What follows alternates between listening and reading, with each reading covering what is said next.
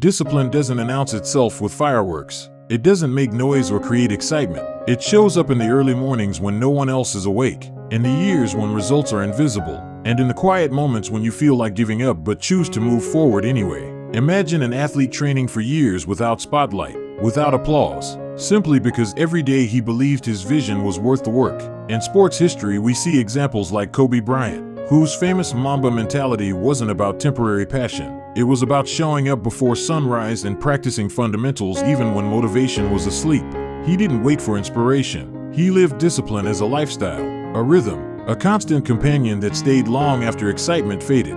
Think of another story, not in stadiums, but on quiet farmland. There was a farmer named Hari who never tended his fields consistently. He watered only when he felt like it, ignored weeds, and skipped pest control, believing nature would somehow give him a good harvest without his steady effort. Season after season his crops failed. Then contrast Hari's story with another farmer who rose early every day, not because he wanted praise, but because he respected the process of growth itself, preparation of soil, careful sowing, repeating the same work until it shaped the land into opportunity. The difference between them wasn't knowledge, it was discipline. One simply chose constant, thoughtful action. The other chose convenience.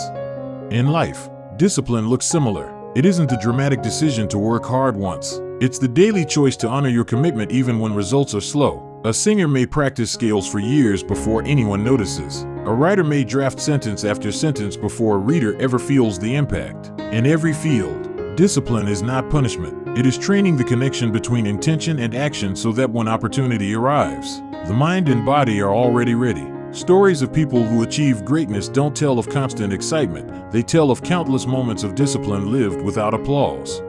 Real discipline teaches patience. It teaches that frustration is temporary and that habits built over time are stronger than bursts of effort. When life tries to distract you with novelty, discipline reminds you of the clarity you chose long before trends existed. It keeps you aligned with your purpose without your ego needing constant reassurance. And here is the most human side of discipline. It isn't about perfection. It is about returning to your path the moment you realize you wandered off. The effort is not flawless. There will be setbacks, days when you feel tired, days when you question yourself. Yet discipline is what brings you back to work with calm acceptance, understanding that long-term growth needs stable commitment, not emotional highs. So ask yourself, not just what you want, but who you are becoming by the choices you repeat each day.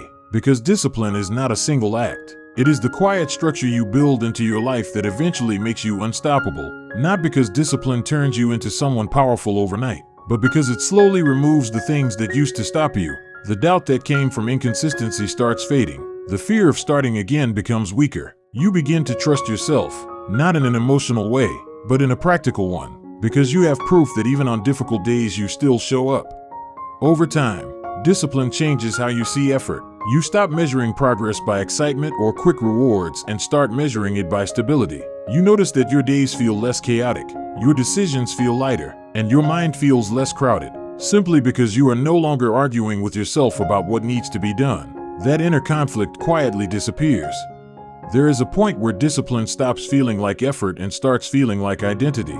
You are no longer someone who is trying to be consistent. You are someone who is consistent by default. That shift doesn't come from motivation or inspiration. It comes from repetition, from keeping promises to yourself even when no one else knows about them. This is why disciplined people don't panic when results are delayed. They understand time differently. They know that what is being built today may not show tomorrow, but it will show eventually, and when it does, it will be solid. Discipline teaches patience not as waiting, but as steady movement without anxiety. And perhaps the most important thing discipline gives you is calm. Calm in chaos, calm in uncertainty, calm even in failure, because failure no longer feels like the end, just part of the process. When your actions are stable, emotions lose their power to derail you. That is what makes discipline quietly dangerous in the best way. It doesn't depend on circumstances. It doesn't collapse when things go wrong. It keeps moving forward without demanding attention or validation. So when people ask what really changes a life, the answer is rarely dramatic. It's not a single decision, a sudden breakthrough, or a perfect moment. It's the choice to return to your path again and again, without drama, without excuses, without needing to feel special. That is how discipline works. It doesn't rush, it doesn't force, it simply stays. And when something stays long enough, nothing can stop it.